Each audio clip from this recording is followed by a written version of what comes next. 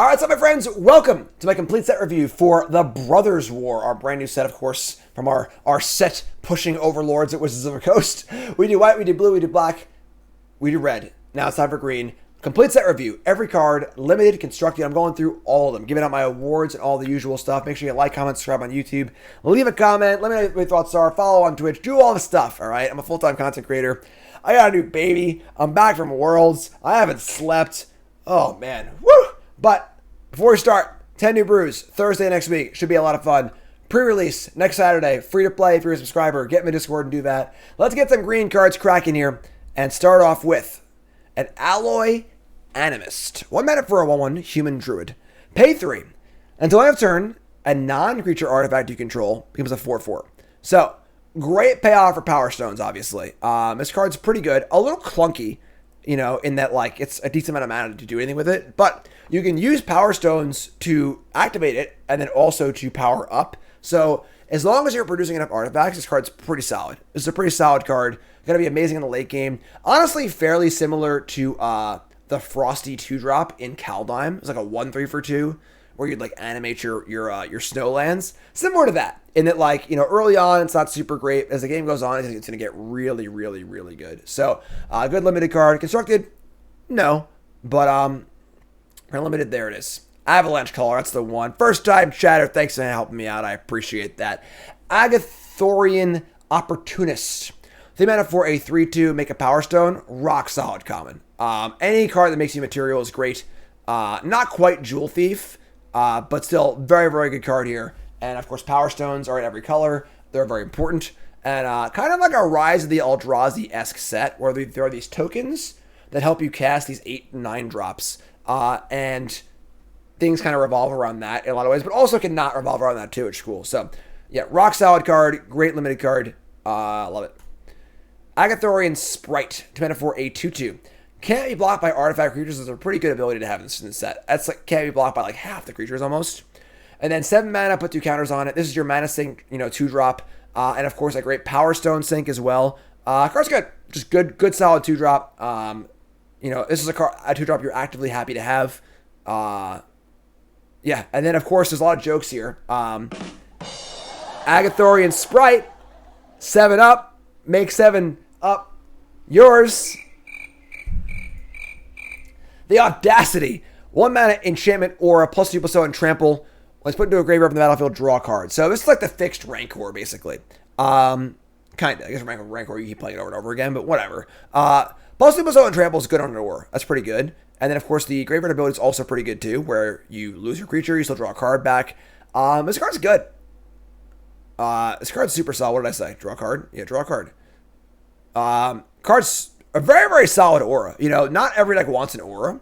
And still falters to exile effects or to bounce effects, or if you kill it in response. But if you're just going on the beatdowns, this card's got some constructed legs. And of course, if you're playing Saram or Core Spirit Dancer, this card's super sweet.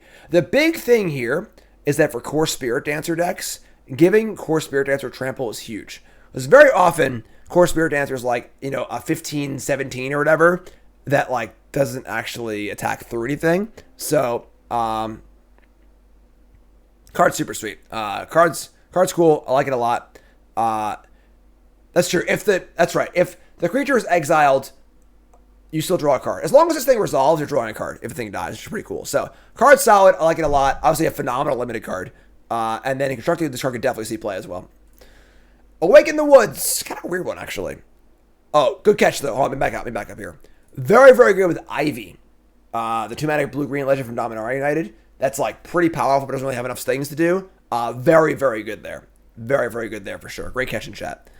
Up next is Awaken the Woods. Green, X for a sorcery. Make X Dryad Arbors. So X 1/1 green forest Dryad land tokens. Feels more like a commander card for sure. This is like infinite landfall triggers, yada, yada, yada. Very, very big ramping. You know, realistically, in standard, if X is 4 here, you make 4 Llanowar Elves. It's not really worth 6 mana, you know, or whatever. So, more of a commander card for sure. Super Landfall. Power Stones cannot pay for this. So, it's, you know, I guess like playing it for 2 isn't that bad, right? You just like make 2 creatures, raise the alarm, ramp for 2. I don't know, probably not in constructed. And then in limited, this card's great, honestly. Just a mana sink. It's pretty cool. And then there also are a lot of big dumb idiots in this set.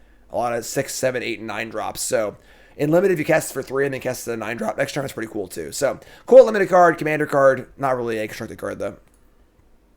Blanchwood Armor returns. Of course, completing the cycle here. Each color is 1 card that carries up basic land types. Blanchwood Armor has seen, decent amount of play in standard before, but those were different times for sure. Putting Blanchwood Armor on Troll Ascetic, maybe that would still be good. I don't know, honestly. But yeah, so, it's a card. If there's some sort of like hexproofy, something you can do, maybe it's a thing. But for the most part, if you're mono green, maybe your board is sitting against like, the mirror or like red decks, have damage-based removal. But all in all, this is pretty iffy. It just like is what it is. And then in limited, if you're heavy green, it's playable. I'd want to get at least +3/+3 off this before I played it in limited, because auras have a pretty big downside, but it's hard to be aware of in limited for sure. Blanchwood Prowler. Boom! Your Bombin Common, the green entry into the mill 3 card plus the most counter cycle, and probably the best one. 2 mana for a 1. When it ETBs mill 3, you may put a land card from among the cards milled this way into your hand. If you do, great, Satyr Wayfinder. If you don't, put a counter on it and it's a bear. So if it was just a 2/2 bear that milled 3, that would be great, because there's a lot of graveyard stuff in this set. There's unearthed cards in every color. But the fact it's also a Satyr Wayfinder too is really, really good. This is going to be one of the top green commons for sure. Great synergy card. Don't sleep on this card. This card is excellent. Super, super good. It's an elemental, which is kind of cool. It's also a graveyard card for constructed. Satyr Wayfinder is a great card. It's a lot of play in constructed. This card could definitely see play in standard for sure. Card's great. This is the kind of card that I love. It's a card that's more than the sum of its parts. It's got a lot of cool little things going on, and it makes a big picture when it comes together. That's magic to me. Love it. Love it. Bombin Common. There you go. Up next is Burrowing Razormaw. 3 mana for a 4/2 common beast. When it dies, mill 4. This card is quite good, but I do caution y'all to be aware in your draft decks of decking. There's a lot of self-mill. Say you have like 2 or 3 of these in your deck or whatever. You could definitely hit a point where you're just like, I can't. If this dies, I'm going to lose the game. So be aware of that. But this effect is very powerful. A lot of unearth, a lot of cool graveyard stuff. Once again, good common, good rate. Just powerful, but just be aware of where you're going. Or play 80 cards. That's also possible too. Constructed no, but solid limited card. Bushwhack. 1 green. Lay of a land or Prey Upon. Pick one. And this card's good, honestly. This card's a very, very solid limited card for sure. This Prey Upon's already good enough as it is. Honestly, this card could see play constructed if there's like a big green stompy deck, where Prey Upon would be good enough, and then getting a land's good enough too. But yeah, kind of elegant design, great limited card. Just take 2 things that are already fine and put them together. There you go. Is what it is. A Stalwart here is a 1 green elf druid soldier for 1. Tap an artifact or creature you control, add a mana. So kind of cool, you can tap Power Stones for like real mana. But this is sort of like just Spirit Sentinel, just like it has only 1 toughness, doesn't have reach, etc. This card could obviously see play and constructed for sure, because they've seen effects before like this, but it is a little lower on the power level. It's just Spirit Sentinel was a rogue and an elf and a 1/2 and had reach and had a lot of extra things going on that this card is lacking. So definitely temper your expectations to be a little aware of that, but could definitely see play constructed. Honestly, probably a little worse in limited than constructed. But yeah, that's kind of card that it is. Epic Confrontation, 2 mana, +1/+2 in fight. Pretty sure this is a reprint, but this card's just good. Good draft card, great removal spell, good in green aggro decks. You've seen it before. Just great draft card. Fade from History, green and 2. Some adorable bears. Each player who controls an artifact or enchantment makes a bear, then destroy all artifacts and enchantments. Good sideboard card. This is a card that will probably see play in other formats too, besides standard. It is Shatterstorm and Back to Nature, which is pretty good. If you're killing their entire board, giving them a bear isn't too bad anyway. So, good sideboard card. We'll see play in a lot of formats. It's reasonable. Limited, I mean, you could board it in limited if things are going that way, but, you know. Falgi Excavation. 5 mana sorcery, make 3 power stones, gain 3 life. How good are power stones? Probably not this good. 5 mana is a lot to be ramping, all right? And 3 life is a nice, you know, little buffer, but realistically, ramping from, you know, from 5 to 9 is not exactly, you know, in most decks wheelhouses. So probably not here. You know, in limited, if you're playing a bunch of the big, you know, prototype cards, like maybe could be a thing. You know, again, feels very Rise of the Eldrazi-esque, you know, where like these cards are actually like kind of okay in that set. But yeah, if this card's in your draft deck, I like your draft deck, but it might not be good. Fauna Shaman returns, a reprint. Our hero returns. Fauna Shaman's a cool card. I played Fauna Shaman a lot back in the day. It was insane the first time around. This card, Vengevine's doing cool shit with it. It's survival on a creature, 2 for 2. Green tap, discard a creature card, get a creature card. There's a lot of good graveyard stuff in this set, and in general. So discarding cards is very good here. Even like Tenacious Underdog, Dan Anchor's a lot of good cards to discard. And toolbox stuff is also very fun too. I think that the question is, how good is this card on rate? And then how good does the toolbox need to be? And then how good is the graveyard need to be? You know, and that's the question you're going to need to answer here. But I think this card's pretty good, honestly. A lot of good graveyard stuff. I like it a lot. Yeah. There'll definitely be a 10 brew with this card for sure. I'm a big Fauna Shaman fan. And then a great limited card also. Obviously, you can go find your bomb with it. Discard on Earth cards. It's a bear anyway. So, great limited card. Definitely a solid card constructed. We'll see.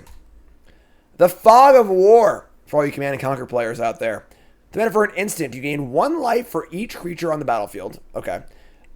Then you fog all combat damage that would be dealt by creatures power 3 or less. Sure, I guess. I don't know. I mean, if there's a deck that wants a fog, this card does that. You know, if you're being swarmed by red, I guess you can gain some life too. But I don't know what deck actively wants this card. This is the kind of card you're gonna lose to in limited, where it's just like, well, they're dead unless they have this. You know, like, oh, they have it. But yeah, it seems like a pretty mopey card. Honestly, it's kind of weird, but I don't know. Whatever. Gaia's Courser. 5 mana for a 4/5. It's decent sizing. Whenever it attacks, if there are 3 more creature cards in your graveyard, draw a card. Will be pretty easy to turn on, honestly. This is a very good limited card. Sizing is good enough. It was a 4/4, I would hate it. But at a 4/5, I think it sizes up pretty well. Blocks pretty well the turn you play it, which is pretty good. So, I'm in. Good draft card. I like it. Gaia's Gift. This is like the Uber trick. 2 mana for an instant. It puts a counter on a creature, and it gains Reach, Trample, Hexproof, and Indestructible Dead in turn. So it covers all the bases. And is that good enough? I don't know. You know, the problem with this card is that, like, you really want your protection spells to cost 1. Because, like, you're not winning combat with them. So you want to be cheap enough where you can leave it up to protect a creature. So plus almost 1 is not winning that many combats, which is scary. Trample is good, though. That's kind of nice. So, I feel like this is like your pretty average trick in limited. Not super exciting, not playable constructed. Just okay. Just okay. Hey, baby. I need to call I need to phone a friend here. Oh, you did? I need to phone a friend. So. Karn's here? Not Karn. I don't like Karn. So, is he sleeping? No, like, maybe. We'll wake up. Oh, jeez. Well, he was just... Time to go to work. He was sleeping, and he woke up in a fit of hiccups and farts. Oh, that's my boy. Yeah. I was just like, what is going on? He just kept making noises. Now, Cassian, what are your thoughts? You got Karn's tail back there, too. Thoughts on giant growth?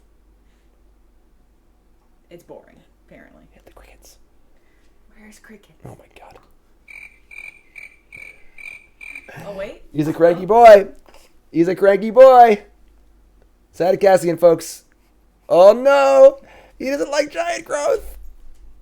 No giant growth. No giant growth. No giant growth. He's happy. I think he likes it. You think he likes it. Yep. Here he is. So take him back out. Oh, take him back? Yeah. He's mine again. Got him. Yep. There's baby. If you haven't seen him yet, there he is. Okay, I'm going to... Young Cassian James. I'm going to get to the food. Sure. Y'all know what giant growth does. I'm going to freaking explain it. We're going to the next card. Null Root Pallbearer. is a 6 mana 5/5 trample common. And then when it ETBs, target creature gets +X/+X when it's turn. Rex the number of creature cards in your graveyard. This is a pretty good common, honestly. 5/5 trample for 6 is not ideal, but it sort of has haste because of the ability, and it scales well as the game goes on also. So if your draft deck needs a 6-drop, this is reasonable. If your graveyard this card is very reasonable also. Not amazing, but if you need a way to push through, this card can do that in limited in your draft decks. Gwenna, Eyes of Gaia. Best in show. This card's good. We have a 3 mana for a 2/3, so the rate's reasonable enough. It's an elf, it's a legend. You tap it to add 2 mana in any combination of colors. Spend this mana only to cast creature spells, or activate creature abilities. So that's good. So this card, my big thing here, what I'm excited about, is this card and Joda. This card casts Joda quickly, and then whenever you cast a creature spell with power 5 or greater, you put a counter on this thing and it untaps. You can cast Joda on turn 4, untap this thing, and immediately cast a legend and cascade, which is sick. So I think for that alone is very, very exciting. And then just in general, there already is a lot of support for legends in the format. Bucket or whatever it's called. Lots of other stuff too, as well as just ramping into things. Just cast a Rith or whatever. Cast some big 4 and 5 drop or whatever. So I think this card's actively excellent. It does die to cut down, which is a little bit annoying for sure. But I think this card's very, very good. The fact that it grows is great. The sizing's pretty good. It blocks a Fable token, which is pretty good. And then the mana fixing and the ramping is great too. I think this card's excellent. It's going to see a lot of play in different things. Card's dope. I like it a lot. In limited, it's phenomenal also. Just a 2/3 for 3. It has a lot of ability, whatever. It's great. So, card's good. I like it. Best in show. And then in older formats, maybe. Probably not older formats, but definitely maybe in historic off land or elves, But yeah, card's super sweet. Yeah, the 5-drop ape. Yeah, this thing just like curves well into 5 drops and 6 drops, which is awesome. So I like it. I'm about it. Best in show. Moving on to Hoarding Recluse. 4 mana for a 2/3 reach death touch. When it dies, up to 1 target card from a graveyard to the bottom of its owner's library. So a little bit of graveyard hate, decent blocker, filler, just a limited filler. Obstinate Behemoth returns. Our hero returns. As an uncommon, you got Liliana of the Veil on one side. Behemoth comes to meet it, right? Darkness rises and light to meet, whatever. I don't know what I'm freaking talking about. All right, but Behemoth's obviously a great card. It's a great sideboard card. It's aggro decks, and then of course against this card is exceedingly good. Liliana is already not great in standard anyway, and if it ever gets good, Behemoth's here to keep it down. Just a good reprint. Obviously, a great limited card also. Card's good. Card's good. Permanent Patrol. They made it for a 3/3. So good rate in limited. Whenever an artifact ETBs, plus them on a turn. Good solid limited card. Off an attack for 4. It's good. It's a good draft card. Pretty vanilla, Sarith Steel Seeker. It's made it for a 1/2. Human Artificer Scout. Whenever an artifact is battlefield under your control, look at the top card of your library. If it's a land, reveal it and put it in your hand. If you don't put the card in your hand, you may put it in your graveyard. Kind of a sweet card. So this card can provide card advantage by giving you lands. It can also fill your graveyard and give you some scries too. A lot going on here that is not completely apparent because of the 1/2 body for 2. I think if this card was a 2/1, I'd be through the moon about it. It'd be insanely good, but still pretty good. I think this card's pretty sweet. Again, getting extra lands is great. Putting your cards in your graveyard is great. You're definitely going to want to trigger this every turn if possible. But aside from that, cards definitely solid. Through the moon, to the moon, whatever. I don't know what I'm talking about. All right. Card's good. Could definitely see play in constructed if you can trigger it every turn. And then in limited, solid as long as you're triggering it fairly often. Shoot down. Boom. Get off my 4 mana. Exile artifact, enchantment, or creature of flying. 4 is a lot, but this card is very main deckable in this format. There are tons of artifacts, a few enchantments, a lot of flyers. Probably a pretty good kill spell in green, honestly. Probably similar to Back to Nature in Theros, where it's pretty main deckable. You're not always ecstatic about it, but it's pretty solid. Thanos' Tinkering. 4 mana for an instant, but 2 +1/+1 counters on target artifact, creature, or land you control. Untap that permanent. If it isn't a creature, it becomes a 0/0 creature in addition to its other types. So it can be, you can turn a Power Stone or a land into a 2/2, which is not very good. or you can pump a creature you already have. Neither of those modes seem very good. 4 mana for +2/+2 is not great, even if it's permanent. So I think his card is like pretty stinky, honestly. Teething Wormlet. We got a sleeper, folks. 1 green for a worm. It's a little baby worm. A little baby worm. It has Death Touch as long as you have Metalcraft. Whenever an artifact ETBs, you gain a life. And then if it's the first time this happened a turn, you put a counter on it. That's pretty good. This is a scaling 1-drop. So play this on turn 1. You play an artifact creature on turn 2. Now it's 2/2. Now it's 3/3. Now it's a 4/4. So that's pretty good, honestly. I could see this card seeing played older formats with cards like Hardened Scales, because the counter thing. I could see this being a good card in Standard, just like in an aggro artifact deck, which is pretty cool. I think this card is good. It just got legs. It's a scaling 1-drop. I love stealing chat's jokes. It's the best. And then I don't have chat up for set reviews, so no one has any idea. Ha ha ha ha ha. But yeah, card's super sweet. I like it a lot. Obviously great and limited, because you're gonna grow this almost every turn, which is super cool. And then don't forget, you don't need to cast an artifact. You can whatever, get an anvil going, or you can have a fable token making treasures, or whatever else it might be. And it also counts your opponent's turn as well. If you're able to flash in an artifact or whatever, so you could grow in theory twice a turn cycle, which is pretty cool too. Artifact lands are pretty cool too. Yeah, definitely a cool card. A lot of good places, and it's cheap, it's efficient. I'm all about it. Great limited card. That's my sleeper. Teething Wormlet. Up next is Titania's Command. It's a trap! It's a trap!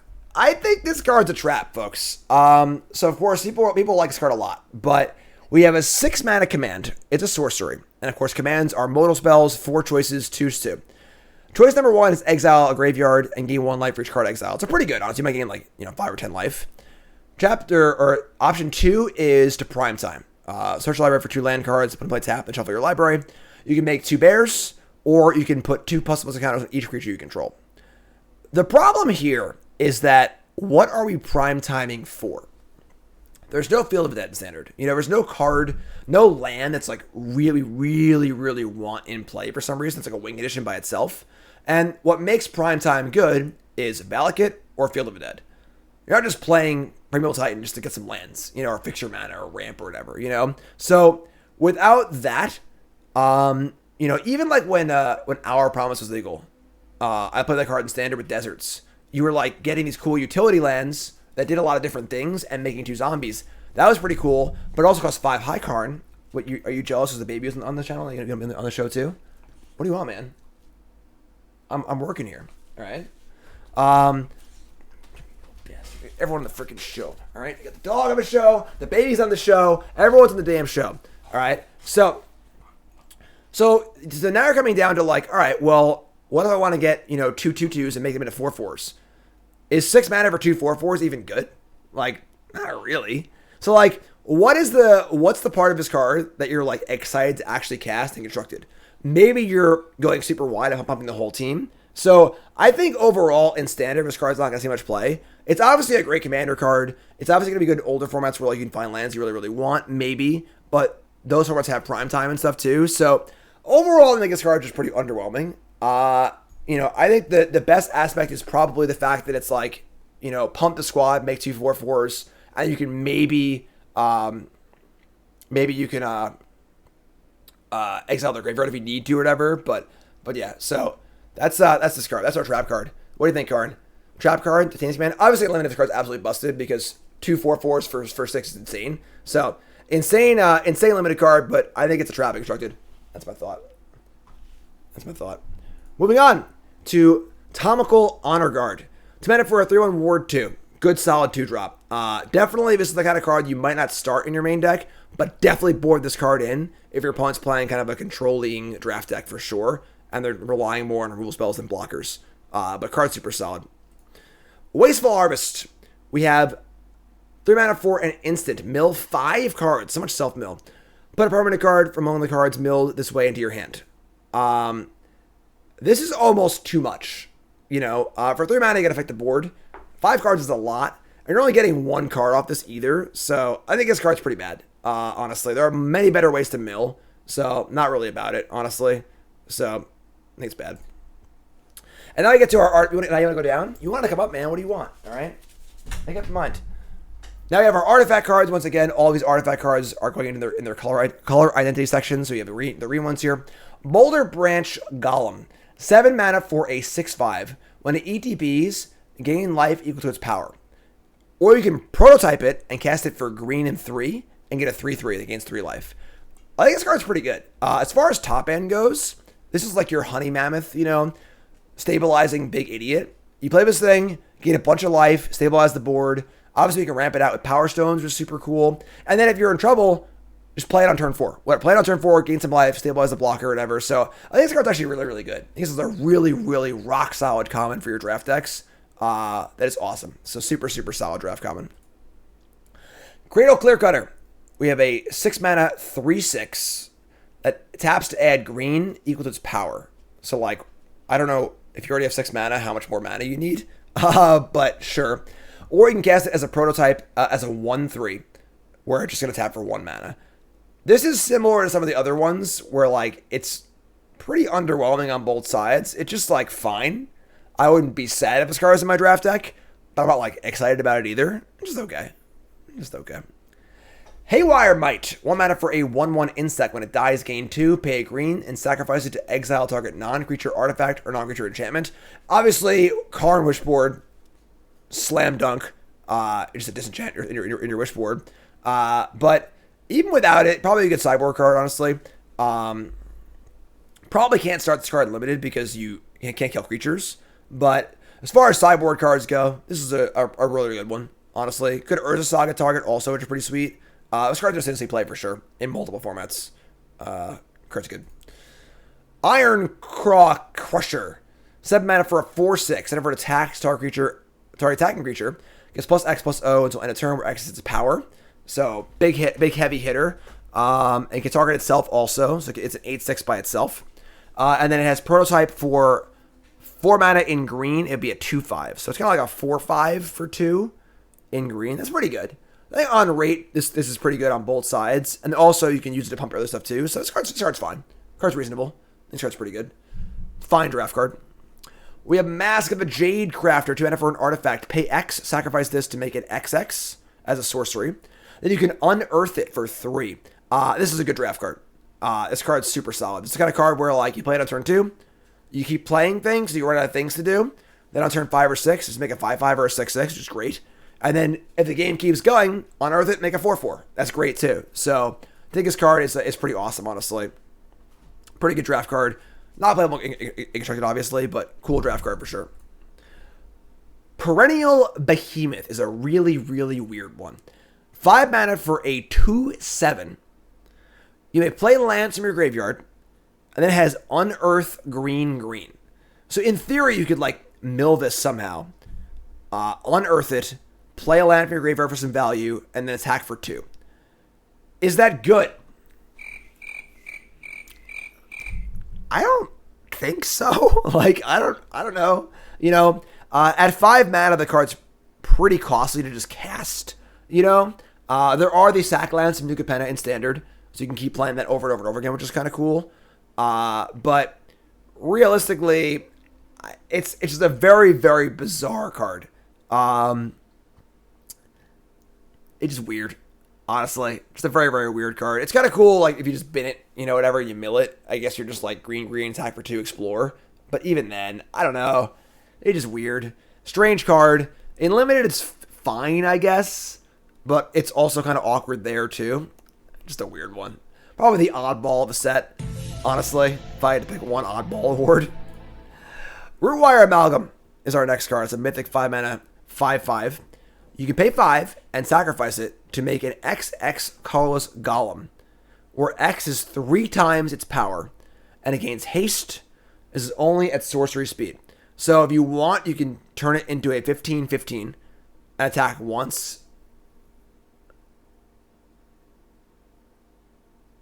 I guess it doesn't go away or anything. You get 15. Sure. It's kind of a weird ability, but sure. You can also play it as a 2-drop, so it would be a 2-2 for a 2-3 for 2. Prototype ability, and I guess you would end up having a 6-6. It's weird. Probably a card that plays better than it looks, honestly. But yeah, no evasions are pretty huge downside here. But a 2-3 for 2 is certainly reasonable also. And then 5-5 for 5 is like not the worst. It's kind of like a kicker or whatever. So, card's cool. Card's cool. We'll obviously play. And limited is phenomenal, obviously. But it's pretty sweet. With 10 mana, you can make a 15-15 haste immediately. Sure. That is fair. Orcs All Fires. That's true, I guess. It's kind of a weird card, but it's cool. It's cool. On to Rust Goliath. A 10. Woo! 10 mana for a 10-10 reach trample. And it's a prototype. It can be a 3-5 for 5, which is obviously reasonable. I want to cast this card bad. In draft, I want to cast this card so bad. The floor here is obviously fine, as a 3-5 spider for 5 is totally fine. But the ceiling is also pretty high too. I like it. I'm in. I want to cast me some Rust Goliaths. Simian Simulacrum is our last green card. And it's kind of an odd one. Another weird one. They meant it for a... I'm sorry, no, this is not the last green card. Oh, that's the last... Wait, what? Did I miss a card? Wasn't there a giant spider? That's an artifact. Never mind. We're good. Sorry. Hi. Hello. What? Waka waka. That's it. I'm going to clown college. Hi, my name's Jim. Welcome to the stream. Simian Simulacrum. They meant it for a 2-1. When it ETBs, put 2 counters on a creature you control. Unearth 4. So, base level, it's a 4-2. Or 4-3, I mean. Which is pretty good. And then also has the ability to put counters everywhere, which is kind of cool. Maybe hardened scales. And the unearth there is pretty good because you can unearth it, attack for 2, and put the counter somewhere else where they stay. So this card's very good. It's a super solid card. We'll definitely see play in various things. Card's just good, honestly. Card's just actively good on rate. Phenomenal limited card, obviously, too, but card's good. And that's it for green, folks. Gwenna, to recap, is your best in show. The command is our trap card. Teething Wormwood, our sleeper card. And Blanchwood Prowler, our Bombin Common. Up next is multicolored cards. And there are quite the bevy of them, all right? So make sure you like, comment, subscribe, leave a comment, follow the stream, hit the buttons. I got a baby. I got mouths to feed, all right? Hit the buttons and do the things, all right? I'll see you in the next one.